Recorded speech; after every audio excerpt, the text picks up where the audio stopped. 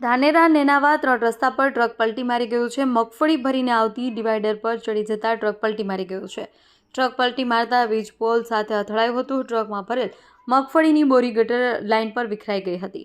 જેસલમેરથી ડીસા જઈ રહેલા ટ્રકને અકસ્માત નડ્યો હતો। બનાસકાંઠા એલસીબી પાલનપુર દ્વારા હડાદ પોલીસ સ્ટેશન વિસ્તારમાં ભારતીય બનાવટના વિદેશી દારૂનો મોટો જથ્થો ઝડપી પાડવામાં આવ્યો છે। પોશીના 4 રસ્તા ખાતેથી એક ટાટા ટ્રકમાં કુલ 52,48,345નો મુદ્દામાલ જપ્ત કરી એક આરોપીની ધરપકડ કરવામાં આવી છે। એલસીબી સ્ટાફના માણસો હડાદ પોલીસ સ્ટેશન વિસ્તારમાં પેટ્રોલિંગ કરી રહ્યા હતા। તે દરમિયાન તેમણે બાતમી મળી હતી કે હડાદ ગામની સીમમાં આવેલા પોશીના 4 રસ્તા પાસેથી દારૂનો જથ્થો પસાર થવાનો છે। બનાસકાંઠાના કાંકરેજ વિધાનસભાના ધારાસભ્ય અમૃતજી ઠાકોરે રાજ્યના કૃષિ મંત્રી જીતુ વાઘાણીને પત્ર લખ્યો છે। આ પત્રમાં તેમણે કાંકરેજ વિસ્તારમાં યુરિયા ખાતરની અછત દૂર કરવા ખેડૂતોને પૂરતો જથ્થો પૂરો પાડવા ભલામણ કરી છે।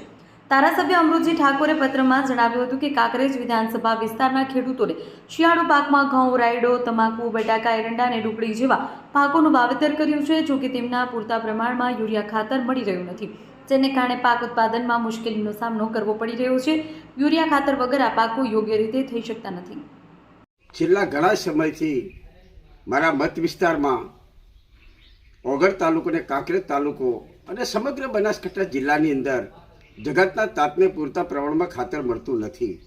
ક્યાંક ખાતરનો કાળા બજાર ચાલી રહ્યો છે, ક્યાંક ખાતરના વધારે રૂપિયા લઈ અને ચોરી છુપીથી ખાતર આપવામાં આવી રહ્યું ક્યાંક દેખાઈ રહ્યું છે। એવી ખેડૂતો વાત મારી જોડે કરી રહ્યા છે। ત્યારે આજે રાજ્યના કૃષિ મંત્રી શ્રી જીતુભાઈ વાઘાણી સાહેબને મેલ કરી અને વિનંતી કરી છે કે કાંકરેજ વિધાનસભા, ઓગળ તાલુકો, કાંકરેજ તાલુકો સમગ્ર જિલ્લાની અંદર જગતના તાતને પૂરતા પ્રમાણમાં ખાતર મળી રહે એવી વ્યવસ્થા કરવા માટે વિનંતી કરી છે।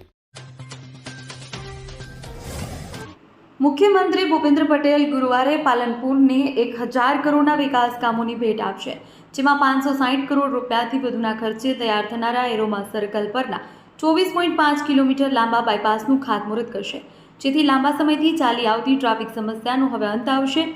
બનાસકાંઠા જિલ્લામાં મુખ્ય મથક પાલનપુરનું aroma circle Delhi Kandla national highway પર આવેલું છે। આ જંકશન ભારતના સૌથી વધુ ટ્રાફિક ધરાવતા જંકશનોમાંનું એક બન્યું છે। અહીંની ટ્રાફિક સમસ્યા શહેરીજનો તેમજ હાઈવે પરથી પસાર થતા હજારો વાહન ચાલકો માટે માથાનો દુખાવો બની રહી છે। બનાસકાંઠા જિલ્લાના ડીસા તાલુકાના વડાવડ ગામે ખનીજ માફિયાઓ દ્વારા ચાલી રહેલી રેતી માટીની ગેરકાયદેસર ખનન પ્રવૃત્તિ સામે ભૂસ્તર વિભાગે કાર્યવાહી હાથ ધરી છે। ગામ લોકો દ્વારા ખનીજ ચોરીની જાણ થતાં જ સ્થાનિક પોલીસ અને ઉત્તર ભૂસ્તર વિભાગને જાણ કરાઈ હતી। માહિતી મળતા જ અધિકારીઓ તાત્કાલિક સ્થળ પર દોડી આવ્યા હતા। સ્થળ પર ત્વરિત કરવામાં આવેલી તપાસ દરમિયાન એક માઇનિંગ મશીન તથા 2 ડમ્પર ખનીજ ચોરીમાં સંકળાયેલા હોવાનું બહાર આવ્યું છે। બંને ડમ્પર તથા મશીનનો કબજો લઈ વધુ તપાસ શરૂ કરવામાં આવી છે। તંત્રની આ કાર્યવાહીના પગલે ખનીજ માફિયાઓમાં ગફરાટ પ્રસરી ગયો છે। ખાસ કરી છેલ્લા 3 દિવસમાં ભૂસ્તર વિભાગ દ્વારા સતત ચાલતી કાર્યવાહી અંતર્ગત કુલ 3 મશીન અને 7 ગાડીઓ ઝડપી પાડવામાં આવી છે।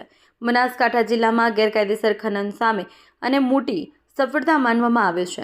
ભૂસ્તર વિભાગે જણાવ્યું કે ગેરકાયદેસર ખનન સામે શૂન્ય સહિષ્ણુતા નીતિ અપનાવવામાં આવી છે અને આવનાર દિવસોમાં આવી વધુ કાર્યવાહી ચાલુ રહેશે।